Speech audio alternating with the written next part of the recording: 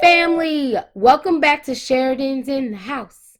Today I'm going to teach you how to become a licensed realtor. But before I move forward, make sure you hit the subscribe button, the like button, comment, share, and hit that notification bell so you can get notified about more videos like this. But guess what? I belong to the greatest city in the world because we're the home of the Chiefs.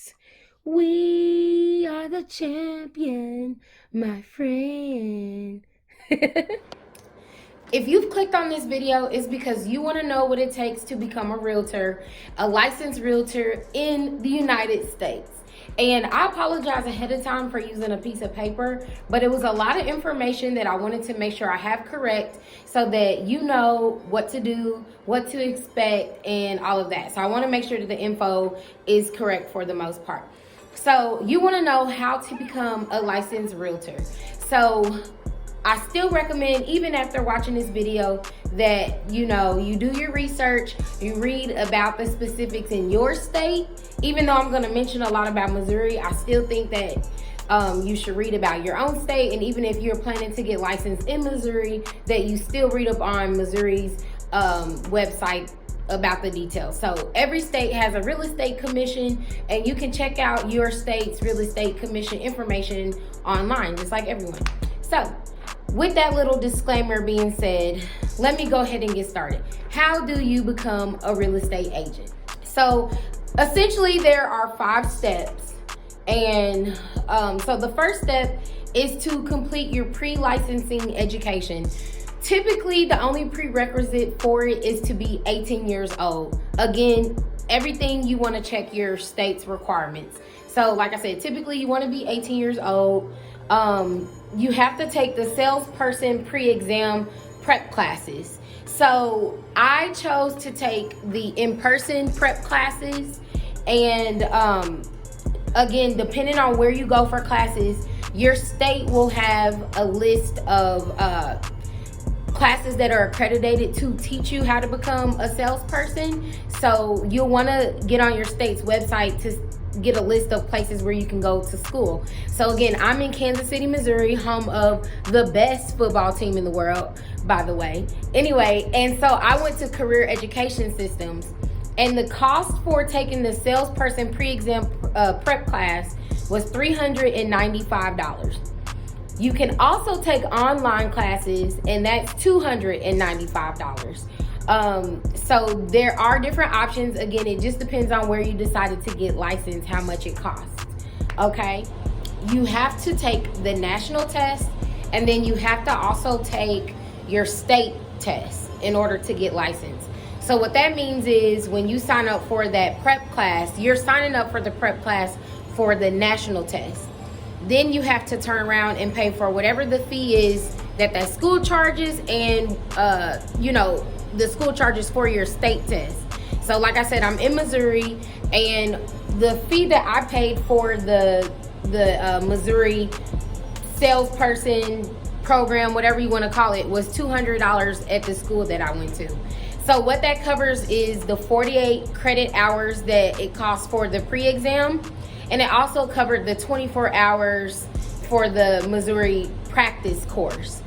I don't know why that course is named that, but that's a course that you have to take after you've taken the 48 hours, but you can take it before or after the exam. I know that's kind of confusing. Again, it can vary by state, but that's what it was in the state of Missouri. So you had to take 48 hours of the pre-exam course for the state, and then you have to take 24 hours for the practice course, which could either be taken before you've taken the exam or you have to take it after. So basically, when I got licensed, I took my national class, took my Missouri class, took my exam, passed my exam, and then went back for those 24 credit hours. That's how most people did it. And again, I don't know what your state requires. This is why you have to do your own due diligence. I'm just giving you an overview of most of the time what it could be like.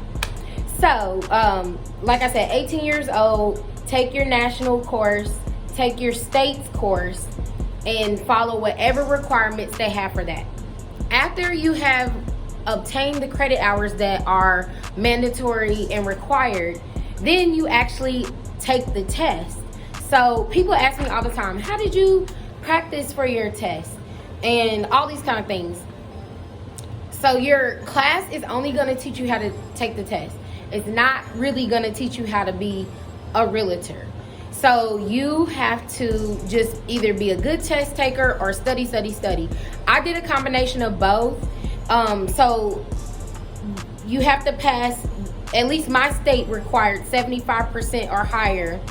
And then the national test requires that you pass with a 70% or higher. So I'm not good at the math that they had on the test. I was good with some of it. This sounds really bad. I really just skipped the math. But I made sure I knew all of the vocabulary words at the time. So I made flashcards. I studied every single night. I did the in-person class. So that means I went for a week straight for 8 hours, and then I had to take, I think, one more day of class. And now I can't even recall if one of those days was for the state class or part of the national class. One of the two, I don't know. I took the classes straight through. I didn't do online or at night or anything like that. And then I took a practice test that the school I went to offered. I think they charged like $45 for the practice test. So you can kind of see where you need to study more before you go take the actual test. And then the very next day, I took my test, my exam for becoming licensed, and passed. So it can go that quickly. A lot of people ask, how long does it take? Well, it just depends on you. If you know you haven't had a chance to study every single night, or you know that you're not a good test taker or whatever, then you need to give yourself enough time to study and make sure you know the information back and forth, because each time you fail, you have to go back and pay for the test again. Like I said, I took the classes, passed the test.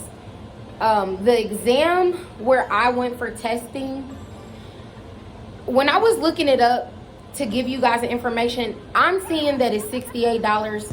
I personally remember paying more than that, and the prices could have changed because that was 5 years ago. I personally believe I paid $120 to take the test, and that was for both. But the information I'm finding now is that it's about $70 for both. So that may be the case. And then my understanding is you can choose to take either one. But if you fail one or the other or whatever, then you just have to go right back and, keep paying for the test again. So I took both at the same time and passed both. But you have to pass the national test even if you didn't pass even if you passed your state test. So you have to pass both, period, okay? After you pass your exams, then you apply for fingerprinting and your background check. So fingerprinting, and you guys, if you hear that noise, it's because I got a heater going and my furnace. It's cold. My furnace is so loud, and it's new. I hate that. It's just so loud. Sorry. So anyway, you have to do your fingerprinting and your background check, and the information that I found, again, in regards to Missouri, so I'm sure each state is very close to this, was about $41 to $43. I wasn't getting the exact information online, but you have to get an IDE-MIA test completed in Missouri. So when I did it, I went to this facility and they, fingerprint your hands, and then they submit it. And I guess if you got something in your background, it can come back. So, by the way, if it asks you to disclose anything, disclose everything, you guys, because it might be things that are in your background that you think, oh my gosh, I don't know if I'll pass with this, so I'm just not even gonna say anything. Get it all out there, because this is the old HR person in me coming out. It's better to say everything that's in your background, because they're gonna find it anyway. So even if you think it's not a big deal, just say everything, because if not, because you already have to wait like a month for your license to come back, you might get delayed because they may send you a letter asking, why didn't you disclose this? Then you got to send a letter and contact them back trying to explain it, and then wait another month. And you're just already, after you've gone through all this classes, studying, and tests, ready to get started. So you don't want to do anything that's going to delay that process. Quick little spiel. So get your fingerprinting done. And then you need to actually apply for the license. And so I showed in my state, the cost for applying for a license is $80 to $90. So on the application, you put on there who your broker is gonna be, and there's a section that your broker has to complete and send into your state. So that's another big thing people do not realize when it comes to becoming a realtor. You need to know who your broker is going to be when you apply. So after you have taken your test, you have 6 months to apply for the license before you passing the test expires. And so you want to be, if you're ready to hit the ground running with the real estate, you definitely want to already have a broker in mind before you even pass your test, because when you apply for it, you have to put their information on the application, which again, just to recap, is about $90. So other fees that can be associated with being a realtor, you want to join your local association. So some associations, I believe in order to have access to the multiple listing service, and the reason why I'm really hazy on this is because I've always been a part of the association, so I don't know what you would do if you're not a part of the association to get access to the multiple listing service. Anyway, you want to join your local association. So my local association is called KCRAR, and looking it up, new member fees are $955 at the beginning of the year. I do believe they prorate it if you get your license at different points in the year, but it's still pretty expensive. It's not prorated very much at all. So when I got licensed, I completed my test in September, and my license didn't come till close to the end of October. And when I joined the KCRAR, I promise I still spent like $500 to join in October.